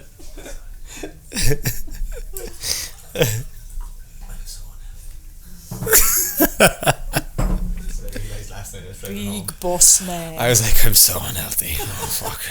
But we'll touch on in that in a bit, but I realised that I might have been like that for a lot of my youth. Unhealth. Yeah. I was very enthusiastic. I was the enthusiast. Just sporadic. Bugger it, let's do this. Let's do this. Anyway, sorry. Teenagers we're all egotistical, but teenagers are, they know how to super glue that mask on. Yeah. That's all part of growth though, but so Soul's Purpose, sitting in home Soul's space. Sitting in home space, and we're in ego mind most of the time. So I know my primary goal is to sit in home space as much as I can, and not judge myself if I'm not there all the time, because that's fine too. That's okay. It's just having the awareness. But with you, what happened with you? I'm interviewing you now. Yeah, because that was. So we did. I can't remember exactly how the question was. I think it was, where would you like to see yourself 1 year from now? Yeah. What you had to write down what your goal was. 1 year from now. In 1 year. So you wrote that down. I wrote it down, and then you asked me to just say it from like headspace, basically. Like just say what it was. Like I'd like stand up and not read it out, but just repeat it from headspace, and then it came out in a way where it was about the what first, almost, and it wasn't about the why first, because it was from here. But then when we dropped into like the kind of home space and like really felt into it, it was actually hard for me to get it out at the start. I was kind of like, there weren't words. Yeah, I was kind of like, and then when it did come out, it was quite powerful when it came out, but it was almost so organic I couldn't even repeat it. Like I couldn't write it down. 2 seconds later, I was like, what did I just say? It was so disconnected from here, from my brain and from my head. But it flipped the whole thing around, so it went from, it took like the why and put it at the start, pretty much. There was more about loving you. Well, I was there watching it. It was pretty beautiful actually, because when you do come out of home space, there's less words. And it took a while, and then Owen said, something along these lines. We couldn't really remember it because it was just in like present moment. It was quite beautiful. And it was, looking after myself first, kind of in a way, loving, being around my friends and family, the people that I love. And then after came what you actually, but that came out first. Yeah, and then I was saying something along the lines of, as a natural consequence of doing that, I'll then be able to like do what I'm doing in a work, in more of an aligned space, and what I'm doing work-wise. Whereas most people flip it, right? Most people go ego, mind, robotic. This is what I need to be doing because it feels good, and I'm spiritual, and I'm this and I'm that, because that's what the ego does. The ego will even step into a spiritual identity, right? That's what we do. But then when you go into home space, it comes from a different source. And that's what I teach. Primary goal is that source, is making decisions from that and only that, because that's what's going to bring you to whatever you're meant to be doing. Powerful. No, it's great. I'm even thinking about that now. It is hard, isn't it? It's like what are we actually working towards? You know, it's like the purpose, mission, values. You know, and we always talk about this, and it's a big thing that we learned through the Kerwin Ray experience is having our purpose as a business, but like there's also a personal purpose and a personal mission, personal values, and do they match up? Like, are we working towards what we're supposed to be working towards, or are we not? You know, I know at work, I was never like this, but I was a bit of a big boss, you know. But now, for me, it's like I visualise me just holding that support for my staff, to love them through what they're going through. But then we've also got the purpose, right? Because you can't just be sitting in heart space that, just love and support, and, you know, you need that. You need to honour that goal in this lifetime. And you need to show, you know, it's stepping into more of the masculine role, You know, it's having that yin and yang. Yeah. I was very much in masculine. I had to do a 3-day course, The Art of Feminine Presence. Even the way I talked, I was like a bloke, That's an interesting one as well. I feel like that's becoming more popular. I feel like we're making men more effeminate and women are taking on that more masculine energy. I think there's like a bit of a... But the true thing is balance on both ends, really, isn't it? It needs to happen. It needs to be that way. But again, we've gone... But, you know, like we talk about the pendulum of it seems to swing to the extremes quite a lot, doesn't it? Yeah. And then it finds balance. And there's a thing that I always talk about in the podcast as well, is like, I wonder what we are going to be talking about in 5 years or 10 years. I feel like this stuff's very like time bound as well. Like, I think right now this is what we need, but will we find that set point? Maybe. And then we'll be talking about something else maybe in 5 years. It's just weird how it works, isn't it? It almost is so true that we need some pain and some you know, frustration to grow like we do. 100%. And I think, you know I've nearly been married for 20 years now, the masculine and the feminine. And I know I was very much in my, you know, masculine, and I would take control of the house and work. And, you know, I was married to a peacemaker. You know, if you saw the meme of a peacemaker, they're looking up at their partner and saying, can you just look after everything? Right? And understanding that, I'm like, no, I'm not going to look after everything. I'm going to we're going to, you know, I'm going to step more into my feminine, allow Andrew to be more of that masculine, because we complement each other, right? We need to. We're physically different. We're mentally different. We, you know, there's a lot to be said there. I remember speaking to when I did a seminar, and he was one of, what's his name? He's a public speaker, one of the biggest in the world. Tony Robbins. He was Tony Robbins' mentor. And he said, women need a best friend because men don't listen to as many words as what women want to speak. So make sure you got a best friend. Yeah. Right? And I remember thinking that, and he said, and you know what? Men don't really want... You think, maybe walking with your lingerie and all of that, but men actually need to know that they're strong, and they're... You know what is more helpful for a man is to actually say, darling, can get that box for me up the top there? It's so much stronger, right? He goes, it's true, right? It's true. And I see a lot of women in relationships that have become so masculine, and people don't know their roles anymore. Yeah, it's like they're emasculating the men. Yeah. A chapter of the book I'm reading as well, I think I spoke to you about this yesterday, about don't expect your relationship with your woman to get any easier, because their purpose is to be there to test you. Like they're always looking for the Shiva, like the divine masculine energy, and they don't care how many millions of dollars you make, but if you forget the milk on the way home, that's what they care about. It's like testing your masculinity to see if that affects you, and if you fail the test and you get triggered, you're putting them out of balance then, because they're not sure if you're masculine enough to support their needs. It's interesting. And that's crazy. That's like a primary kind of biological driver, isn't it?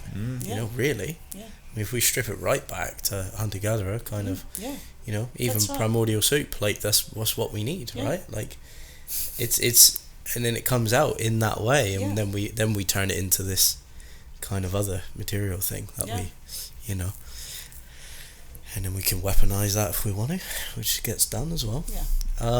Something that Mo Gaudat said, which I really liked, he said, why can't we just look at people as like, that's a Mel, and that's an Owen, and this is a Lee, instead of being like, oh, the feminine, all this stuff. He was like, that's a Mel, and it's up to you to find balance. It's up to Owen to find his balance. I really like looking at it that way as well. Look, there's a whole nother story on this thing too. I don't know. I speaking to my son and my daughter, that generation, they're confused. They're really confused, and they go to quite an alternate school. My son, not anymore. He's gone to another school at the moment. He's gone to more of a all-boys school. He wanted all boys now. But it's quite an alternate school, and people dress as they like, and some are identified as animals. You might see a horse running down the corridor, or I think they're called a furry or furbies or something like that. And my son just said, Mum, it's depressing me and it's confusing me. And for me, the whole taboo of transgender is great. It's out there, fantastic. But transgender, there's 1% to 2% of transgenders in the world. That's it. 1% to 2%. And now these young kids are getting confused of, what am I? They're going to test the waters when they're teenagers. But now there's just way too many labels. I mean, this is going down another. We don't have to go down that, but That's part two. That's But it's not a rabbit hole, isn't it? Yeah, that's something that the monks actually brought up though as well. Yeah. Like they were like, look, there needs to be some like absolutes, like, because else how on earth do we know where we're going? Like you say, it's confusing. It's really confusing. Yeah. They did the test that you were doing the other day. You put a 6 on its side. What do you see? Some see a 9, some see a 6, or is it just a swirl on the side? Okay, we can all have our opinion, but what actually is it? Yeah. Because we need to decide. We have to decide, and they did it with a. It was like just a Z or an N. And some people were, what do you see? Yeah. And first and foremost, the eye sees shape and color. The monk was like, well, what you're actually seeing is shape and color. After that, we decide what it means. And that's similar to what we're talking about here. We've got to decide. 100%. We can't, and that's what's so confusing, and that I think is what brings up a lot of worry. Like you said, these kids they're in a lot of danger, I think. Yeah. Because it's so confusing. Because even when they make the decision, they're still unsure. Because it's because it's so out there. It's like they're still unsure after making the decision. Yeah. There's way too many decisions for these young kids, and I've seen it with my children. And then I think, what if these kids go home and they haven't got a stable home to go to? That's even more confusing. 100%. So, it's sending my kids to this school, I had to check in with my ego, because I know I learnt a lot from this. This school was on 60 Minutes. I was like, this is such a forward-thinking school. It's on 60 Minutes. It's on the front cover of The Age. It's forward-thinking. It's not alternate. And I sent them there, and my son just said, "Mum, I feel depressed. There is too many." This is a school that doesn't have school bells. You just look at your time and go, okay, time to go to the next class. Or you can pick from 120 electives, which is good, but... It's only too much, isn't it? How do they know? How do they know? It's giving them too many options. Right. And you can start at certain times. If you want to start at 10 o'clock, you can start at 10, or you can start at... I loved it when I went, but I'm an adult, right? And I realised it was my ego in the way going, this is such a good school, you got to... And it made me realise I'm not in my son's body. My son did not like it. And there's too many options out there. Too many. It's the short game versus the long game, I believe, in a way. That's what comes into my mind straight away. Like, in the long term, like, I look back on my schooling, and even though it wasn't ideal, I wouldn't change it because of the lessons that came from it. But it's too many people are playing the short term game right now. Yeah. It's only thinking about what's happening now and seeing it just as it is now, but not where it can eventuate to in terms of like the lessons and the principles and the certain ways of dealing with resilience or grit or uncomfortable situations or doing things. We always say this: we don't do things we don't want to do now, but if we didn't do things that we didn't want to do always, we wouldn't be the people we are now either.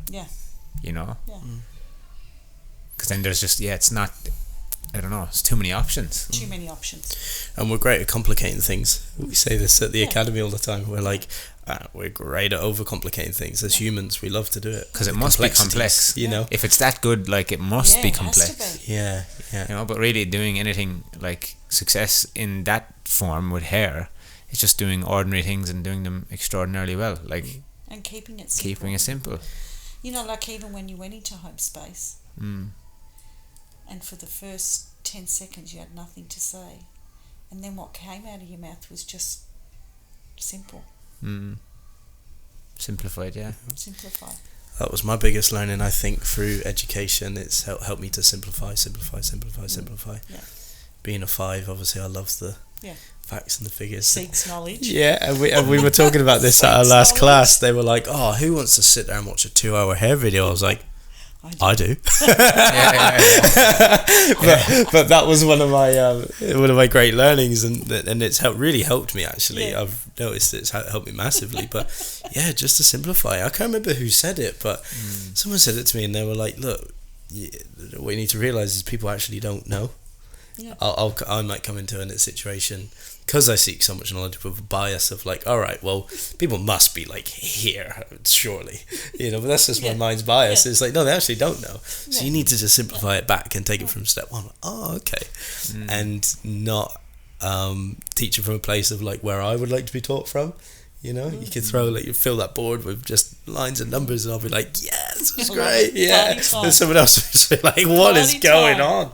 Just show me one shape. That's all I need to know. I think as in the hair industry as well, we kind of constantly feel this need to like prove ourselves as well, because we don't feel like we're given the same respect as other professions, or and there's this constant need to overcomplicate it because we feel we have to show how much we know. So let's put all the big and fancy words to it and overcomplicate the shit out of it, because in that way it's going to be worth more.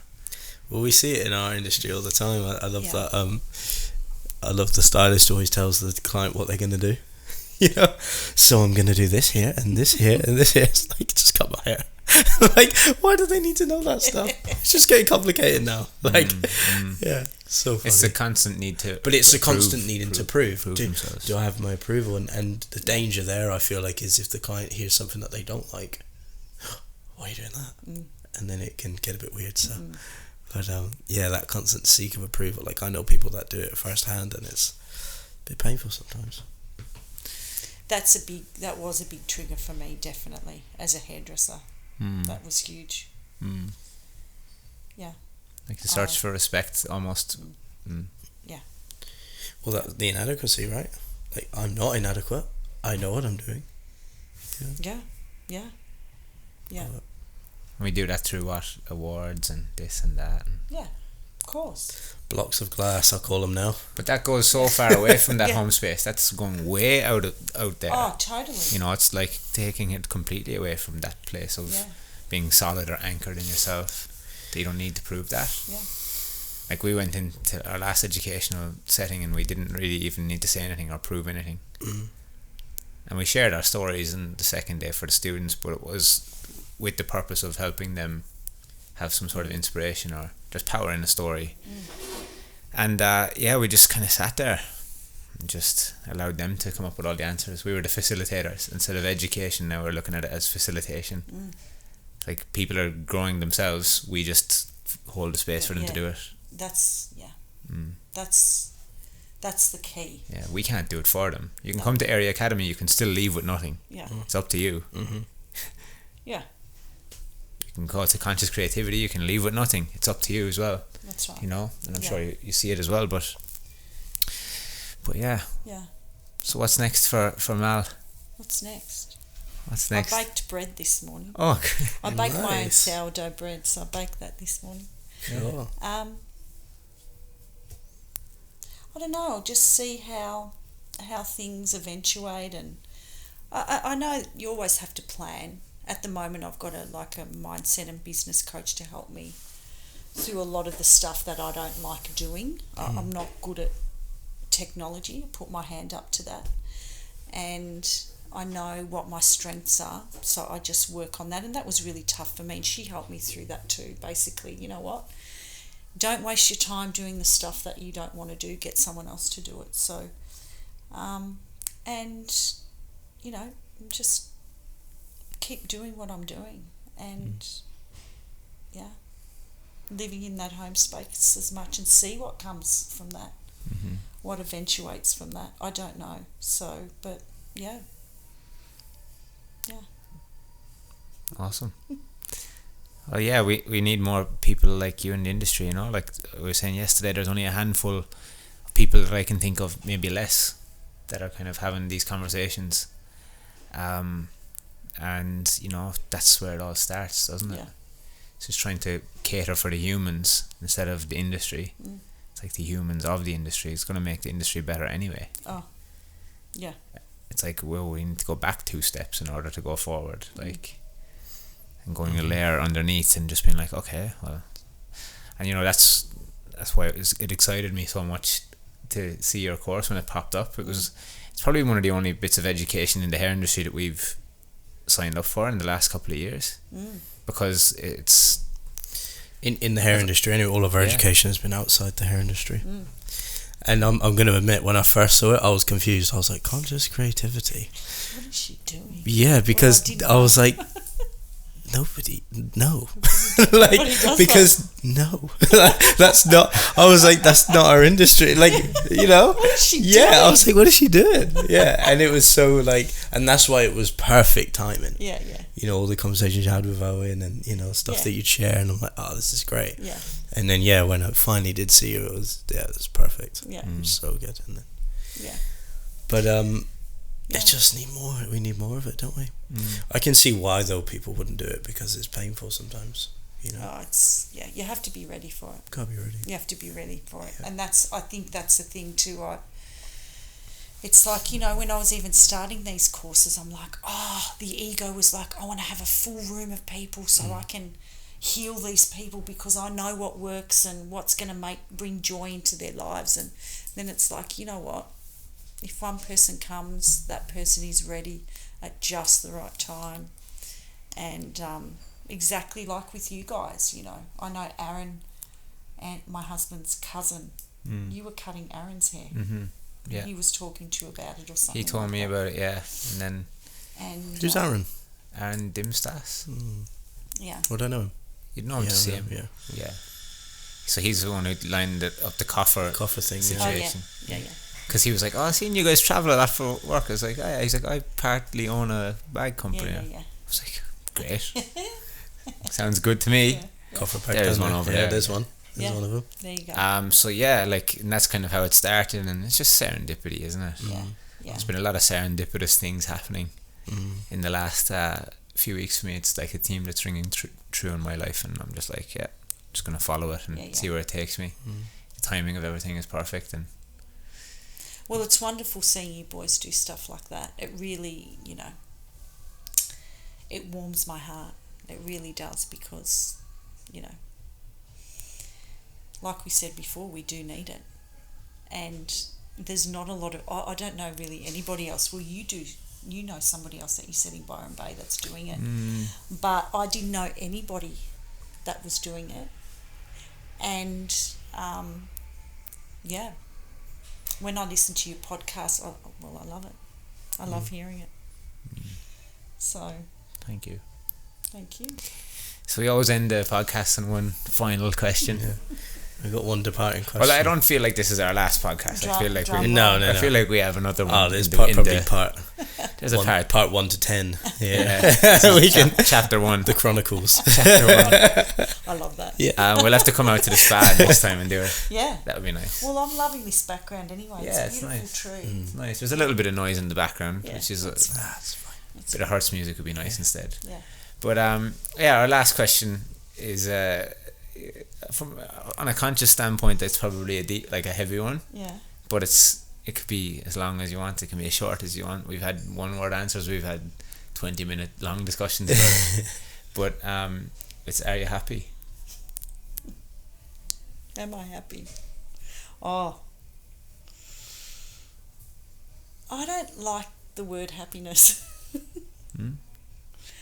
I like the word self-aware. Like I say with my kids, I like to teach them self-awareness, for them to understand themselves, not to always chase happiness.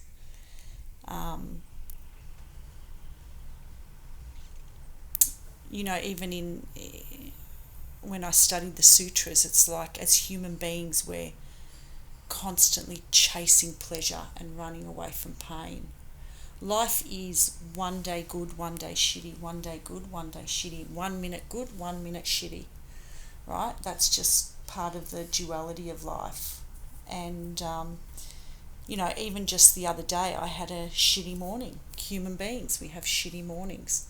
And I was diffusing a lot of fires from work, what was going on, and I got in the car and I prayed and I said, you know what? I know you're going to send me something good now, but I know I've got the open eyes for it now. And I went to work and I had 4 of my best clients. 5 years ago, I still would have been shitty and shitty and shitty and shitty. And I would have had the same clients, but I wouldn't have seen my beautiful clients, if that kind of makes sense. So it's the understanding of life is a polarity, and it's good and it's bad and it's icky and it's suffering and it's, but do I have peace in my heart? Yes. But do I follow happiness? No. So it's a great answer. It's a fucking great answer. Because there's nothing wrong with being unhappy either. It's like knowing that it's right either way. Yeah. And that's how I always answer it. I say, me being happy is knowing that I can't be happy all the time. It's interesting. It's like people say that it's the North Star, isn't that what we're all after, is happiness? But I think contentness with things being good and bad is kind of like that level of happiness. That's exactly what a Buddhist monk would say. The attempt to get the happiness all the time will ultimately bring suffering if you don't get it. You will find your own suffering in that. Well, I listen to Tibetan music. Yeah. I don't understand why I listen to Tibetan music. My kids are like, "What do you listen to?" In the last 5 years, I just love Tibetan music. And I had a friend of mine, and she's a medium, and she came up to me. She goes, "You were a Tibetan monk, and you're here to." I was going to say, that's what came to my mind there. I was like, past life. Yeah. And I said, that's why I listen to Tibetan. I couldn't understand because who listens to Tibetan music? Like, that's a bit weird, isn't it? Do you listen? We do, yeah. Oh, do you? We put on like Hertz music and honestly, when we're getting ready for academies and stuff like that, it's just Hertz music. Oh, there you go. Oh, okay, it's so it's not weird to us. No. I'm not weird. I was just thinking it this morning on the way here, like when I'm working, if I'm working out here, like, and I'm all the noise is happening, all that, I put my headphones in and I put Hertz music on. Okay. And I just listen to that. Yeah, like, so what's that music? What's Hertz? so it's attuned to a certain frequency, certain hertz, so 428 hertz or 5. What is it? There's 720. Yeah, so it's like just clears out. It's what the Tibetan music would probably be tuned to. Oh, really? That's probably why it works. It's know like a singing bowl, or it's like and any of that kind of music. It's what music was.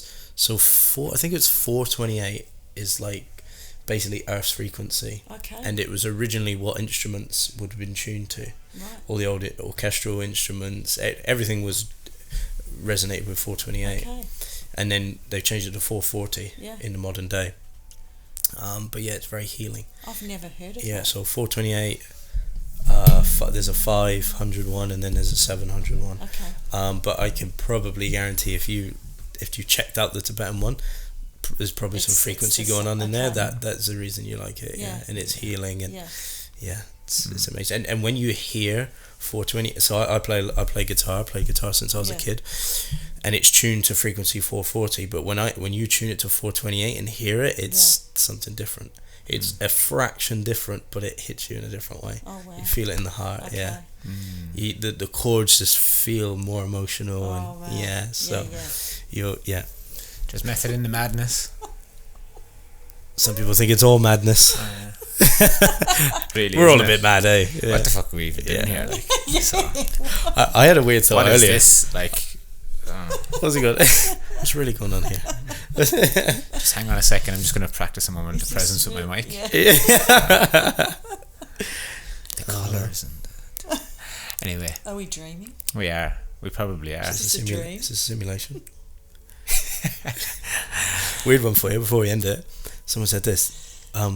How does a car that you can touch the other door fit on the same road as a bus that you can't touch the other side of the door? How weird is that?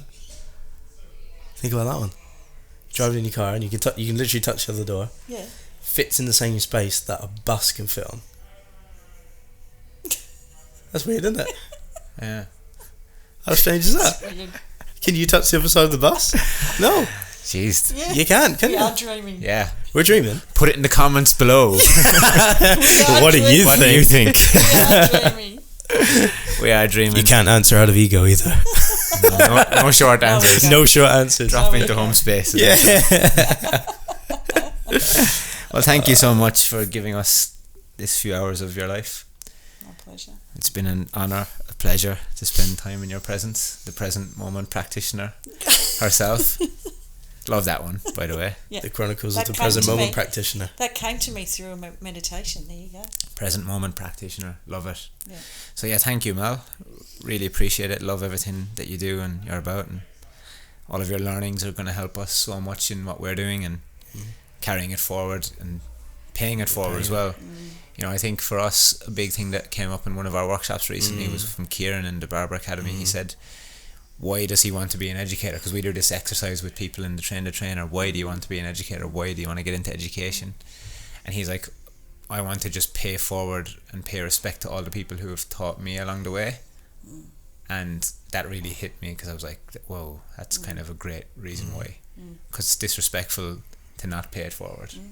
And just keep it to yourself. So that's why when we learn something, we pass it straight through. We don't have to know every single intricacy, but you never know where you can help. So thank you for helping us. Thank you for creating this wonderful space. Yeah. Keep doing what you're doing. It's great. Thank you. Can't wait to win Australian Hairdresser Year. I'm going to be so validated. Oh. Back to the ego. And now it's back to the ego. And now it's back to the ego. Number 8. Big business. Businessman.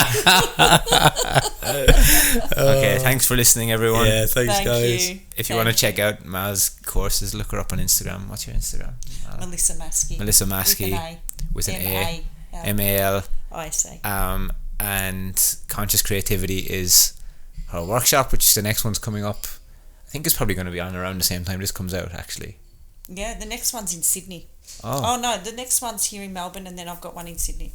So yeah, keep an eye on that. If this conversation intrigued you, and you want to know a little bit more about the numbers and what all that is, because there's a bit of coding going on there for a while. You know, if you don't understand the numbers, leave that for the course. Though. You know what I was thinking, actually, and now we can put it on the podcast to wrap it up. But I didn't say it to you yesterday, and now that it's on my mind, maybe you could write a blog for the network, for our platform, or we can put something up that's kind of like a small introduction to your course, so it gives our members like an idea around what certain things are, and then it kind of leads onto your course. I think that could be cool.